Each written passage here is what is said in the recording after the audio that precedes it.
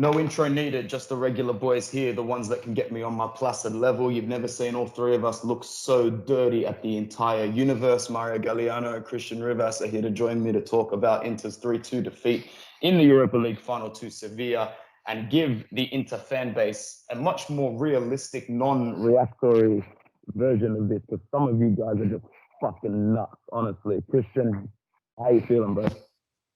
Fuck the world right now. That close. That close. Mario? I'm upset that we lost, but I mean, I look at it as a positive step forward at the end of the day. So. Yeah, it's one of those things where I think this is where Conte has got to show his managerial pedigree. Like I said before the game, 90 minutes is 90 minutes. You can miss chances one-on-one, you can score own goals, you can give away fouls, but the whole trajectory of our season has been about instilling this consistent mentality. And for the most part, we've done that. It just so happens when we've come down to a be-all and end-all match, your Juves, your Dortmunds, your Barças, your Sevillas, Conte needs to accept that silver medal for the whole season because he has come off second best and Inter have come off second best. The number 2 is perfect for Inter this season. Christian, you can start about the game as a whole, man. What do you have to say about the final? And maybe you agree with me that maybe getting a penalty in the first 5 minutes probably wasn't the best thing for Inter's psychological approach to the match. Honestly, it wasn't even that, dude. The ref, I hate blaming the ref, but fuck, man, this guy was so fucking inconsistent. One, that's a straight up red card, dude. Like, fucking last man, bro. Come on. And this guy, not only did he bring him down, he like literally hugged Lukaku. But didn't they get away with the triple punishment? Dude, they got away with penalty, red card, goal.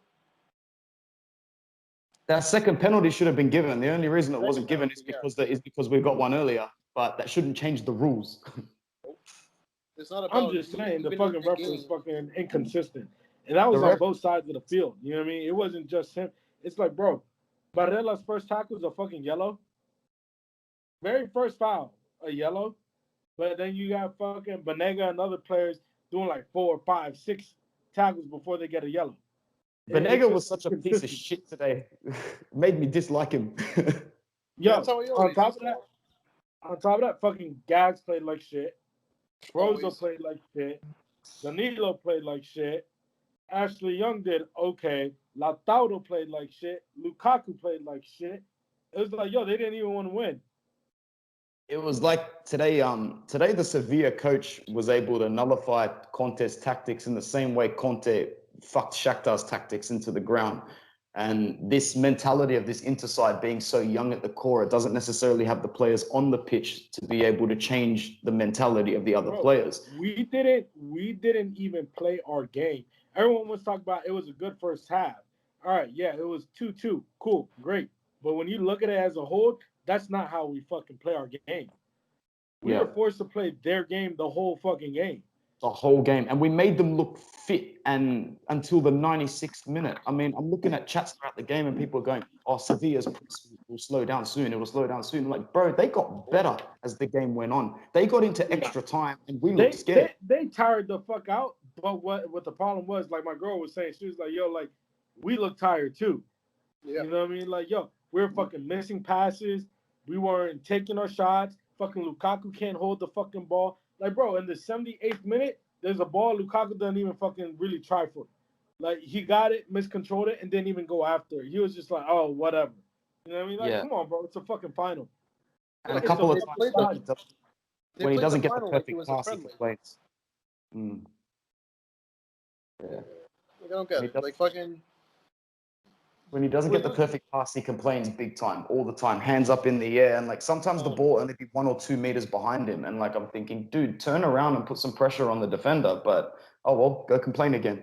But I'm not prepared to like give him shit. He's had a good season. He's scored plenty of goals, but the type of goals it's not giving him shit on the larger scale of fucking the season. It's saying that this game he played like shit. There's nothing wrong with saying that he played like shit when he played like shit. It's not like we're criticizing his fucking season. We're just criticizing how he fucking played this game. It's a fucking final, and you're playing like you're fucking the third game in City out where you're just getting your legs under you still. Like, come on, bro. The only It's person that played like it inexcusable. was a final was Godin because he's Yeah, been in the that's final it. before. That's it. That's it. Everyone else is. It's like, oh, okay, wait till extra time. We'll get him extra time. Yeah, I'm saving my legs for 120 minutes. That's when I want to start to run.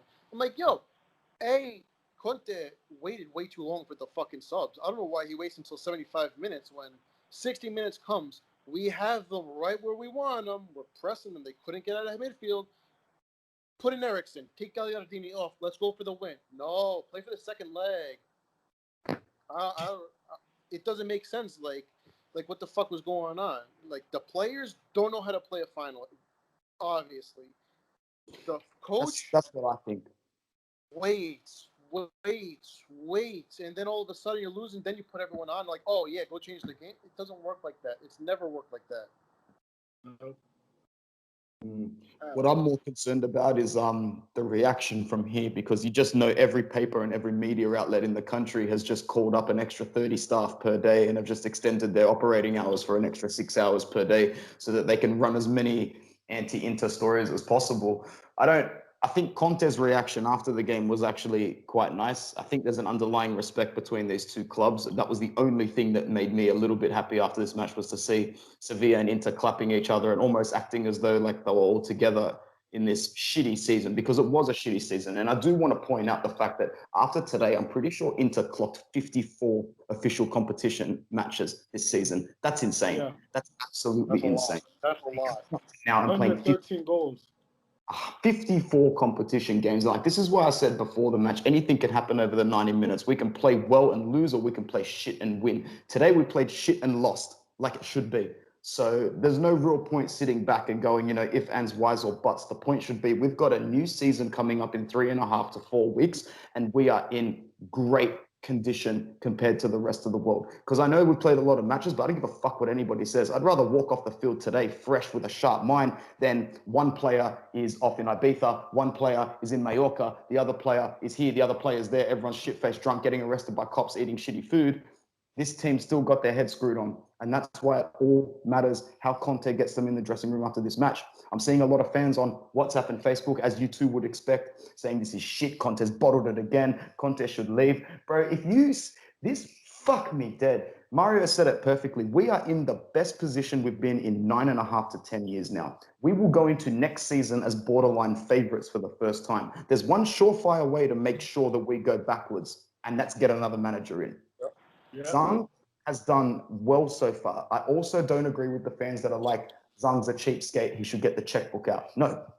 He paid for Lukaku, paid for Sensi, paid for Barella, paid for Godin, who I know is free, but like that's a 6.5 million wage for God's sake. He has put his money where his mouth is, and God forbid we lock up Tonali in the next 3 or 4 days, it'll still show that the trajectory of this team is focused on winning, and they're not ready to just, nip it in the bud and call it a defeat today. So I'm interested in that more than anything. Mario, how do you think the reaction is going to be from Conte and the boys on the board? Listen, I mean, like I said it in the chat, it's the best place we've been in the past 10 years. If you don't want to continue with this project, this team, this coach, this idea, you're going to be right back where we started. We're going to go backwards. We're going to be losing all those stupid games because the coach is one way and he doesn't fucking know what he's doing. He's fighting with Marotta. He's fighting with Zhang. He's fighting with this guy. I don't get the help. I don't have the team. This is Conte. It's going to be a fucking shit show. Milan, same thing. It's like, it doesn't make sense to go backwards. You can say Lukaku bottled it. Sure, fine, whatever. Doesn't mean next year he's going to come back and do it again. And maybe next year we get into a final, we win. Because we've been there before. All these players, they don't know what success is. There's no experience. Conte took a bunch of players with potential. Yeah. Brought in a couple of veterans, Alexis, who looked good in 10 minutes. Godin, who played 70 minutes, he scored a fucking goal, he defended, he did whatever he had to do. He put the players in the position to finish it. You got Barella, who's, he's probably excited, never been in the final like that before. You got the whole world watching you. It's not like you got you're Napoli in the final and you have, a couple teams watching because there's nothing else going on. This is the fucking Europa League final. People watch. Champions League final, people watch. Champions League, Europa League, they watch. You did everything right before here. Fine, doesn't matter. But it's a final. You have to show up in the final. That's all that matters. So I'm not pissed off at Conte whatsoever as a whole. He made the stupid changes too late. Fine. The ref, fine, whatever. You got to deal with whatever it is. But with that, Conte will learn, hopefully. Maybe next year. He makes an earlier sub. He starts Ericsson more. He brings him on as a sub in 50 minutes rather than 80 minutes. It's a learning experience. You know, the whole team is young. We got a good team. It's one season together for a good amount of people. You know, we brought half the starters. They weren't here last year. You brought in Young. You brought in Moses. You brought in Ericsson. Sensi's first year also still. Featured for 95% of it when he was our best player for the start of the season. He was literally a Pidlot Xavi of our team, and we do without him for 90% of the season after making him our focal point. So there has been a lot of changes, and then once, if Sensi's injury-free for 6 months, it works. They're going to make the adjustments, and the best thing here is, like you said, we're not on vacation. We're going straight into the next season. You get a week off, boom, you're in shape. Game shape. That's the most important thing. You're not in physical shape where you haven't touched the ball in 3 months like Juve is going to do. You're going to freaking go in 2 weeks off, preseason, match, done. It's going to be from the start, form. You know, there's not going to be, we're going to take 4 or 5 weeks to get settled. It's going to be week 1, hit the ground running. That's where we're going to win the league. 100%. Like, we're going into next season with all the right tools and resources for success. The only team that can fuck us up right now is ourselves. Like, honestly, the only thing that will screw us up is ourselves. I reckon after today, what the most important thing is, I would agree with both of you, and I think all three of us have got coaching experience. Correct me if I'm wrong with that, but you're never going to go into a final and change your tactics that drastically, especially when you've had the same sort of tactics all season. Like, only 1 or 2 managers in my life of watching football have ever gone into a final and completely changed their tactics. And one of them was Sir Alex Ferguson changing his tactics against Barcelona in the final of the Champions League, which you can't blame him for that. Conte is very strict with his regime. There was no way he was going to pull off Gagliardini to let Ericsson start this match. And you know what? For once, rightfully so. Gagliardini has had a great 6 weeks. After if it ain't broke, don't fix it. Exactly right, man. And today it wasn't broken to the point where we were absolutely shot off the park. We still stayed in it. That's where the mentality has to be in the dressing room. After the match, at training in 2 weeks, we stayed in it. We're still here together, and we're all so young. I was looking at our players going and collecting their silver medals. I'm like, damn, Barella, Bastoni, Esposito, Lautaro. Holy shit, we have got such a good age for this squad. You couldn't ask for a better age distribution in this squad in terms of aging players, players in their prime, players about to hit their peak, prospects. We've got that dividended out. 1 or 2 in each category, maybe just 1 more in each category, and we're set. Rivas, do you have anything to say before I move into like individual players and performances? I mean, again, I think Brozovic's time is done. Yeah, I know. What the hell, man? When he's on, he is probably the best player in the league. But why am I getting the feeling like his psyche is now no longer fucked to be on for us anymore? He's been very inconsistent. It's again, really I think really with Tonali coming now, you're gonna more likely move into a midfield of Barella, Tonali, Sensi, Barella, Tonali, Ericsson. That's just the midfield we're moving to. Like, the shit that Brozovic, I love Brozovic, don't get me wrong, but the shit he's been pulling the last few months, drinking and driving, then going to a hospital and stirring shit up. He's got that Balkan attitude as well on the pitch, where if someone does something he doesn't like, not only will he make a bad face, not only will he throw his arms up once, he'll look at them again and go like, fuck you then, like that. He's got a real resentful sort of attitude when things don't go his way on the pitch. And I know for a fact he buys frozen pizza for dinner, and you live in Italy. Like, what the fuck's up with that, bro? Come on. But yeah, If you're gonna buy frozen pizza, though, at least you're buying it in Italy.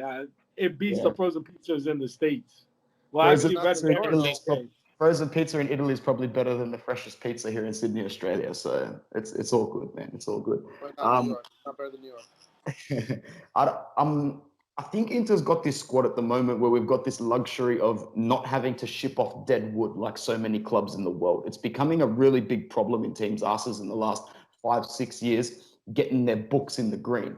Now, this is a problem that we're not going to face this offseason for the first time in freaking hell so long. Whereas a lot of other bigger teams are looking to ship off wages and stuff like that. We just spoke about Brozovic. In terms of other players, I'm looking at our squad. Inter doesn't look like a team that's going to sell many players this window. One player I think is definitely going is Vecino, because we just haven't seen a glimpse of him in the last 2 months. But other than that, boys, after this morning, is there anyone on the top of your head that you think Inter's going to ship out? Vecino, if anybody's dumb enough, Gagliardini, Brozovic maybe, because again, maybe his time is over. Skriniar. Oh, fuck.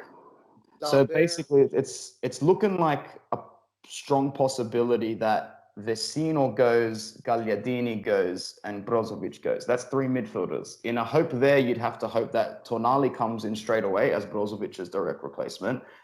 Now, for Vecino and Gagliardini, both of these players can be directly replaced by bringing back a Raja Nainggolan.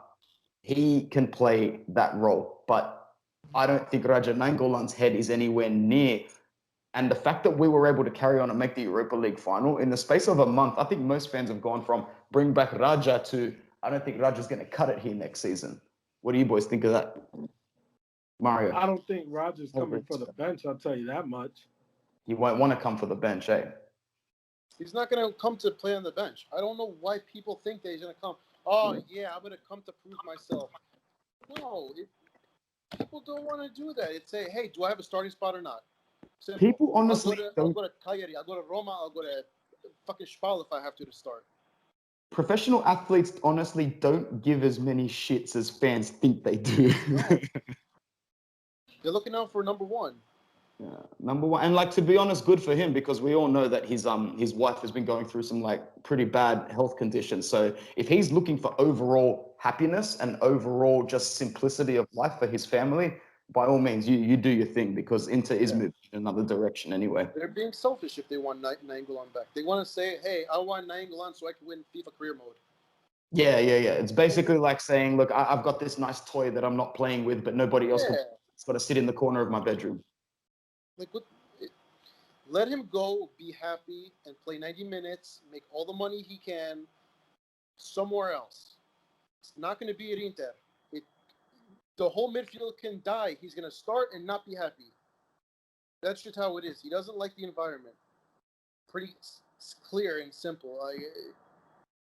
You can't blame the guy. No. So overall, before we exit this conversation and I just stop recording and start swearing a bit more to these boys, overall, where do you think Inter's going to go from, especially over the course of the next couple of weeks? Do you see it being more positive than negative, Christian? Yeah, I mean, at the end of the day, it was close the gap on Juve was the goal. It was never win the league. It was never win Europa. It was never win Coppa Italia. I mean, for us fans, we always want that, but being realistic, considering where we came from, like, can you really be mad? No, you can't. Mario? Like Christian said, one step at a time. You can't go from finishing 6th to 8th place every year to winning your Champions League. Yep. One step at a time, like Mourinho says. That being said, next year we better fucking win Scudetto. I'm saying. Oh, yeah. Yes. It has to be better. If we go backwards, then we have to revisit, is Conte the problem? What's going on? Is the players?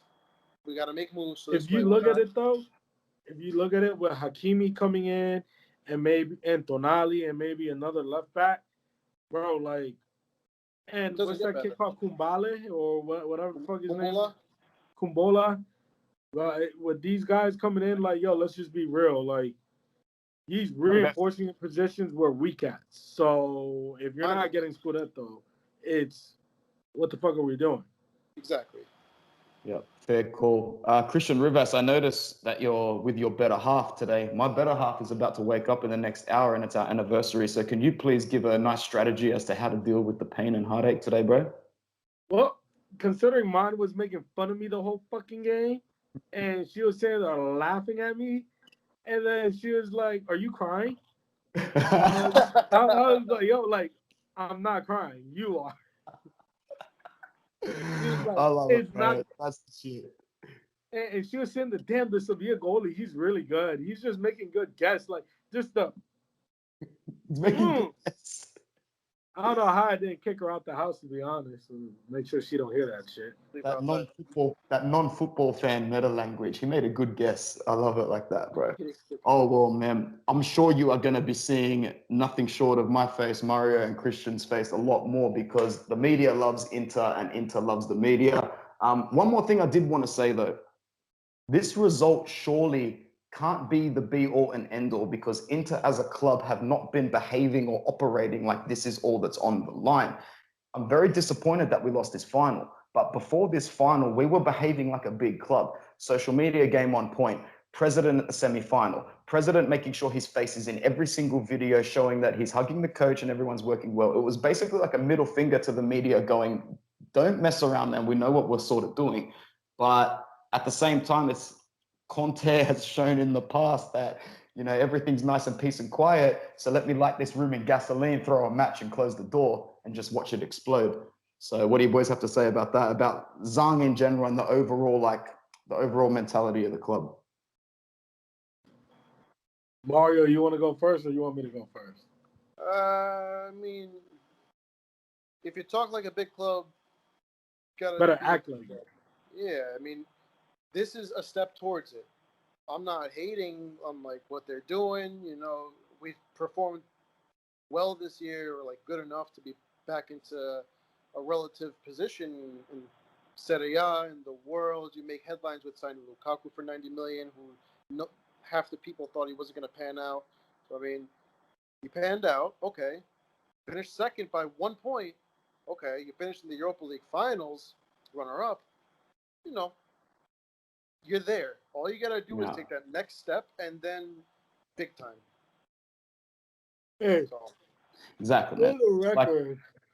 For the record, it's like passing an exam. You might not get 100%, but you got to keep working. Christian. Yeah. Before anybody talks shit, at least we didn't get whooped 8-2. Yes, we didn't. We didn't get, or we didn't lose to Lyon. We lost to four-time Europa League champions in 5 years or some shit. Yeah. And so, what? Their manager deserves a lot of the credit, bro, for keeping them in that game, keeping them in that tournament, bro. I actually think he's a good manager. He managed Spain for a bit, didn't he? And then he managed Spain, then he managed Madrid and tanked it with Madrid and got fired with Madrid when it was a sinking ship.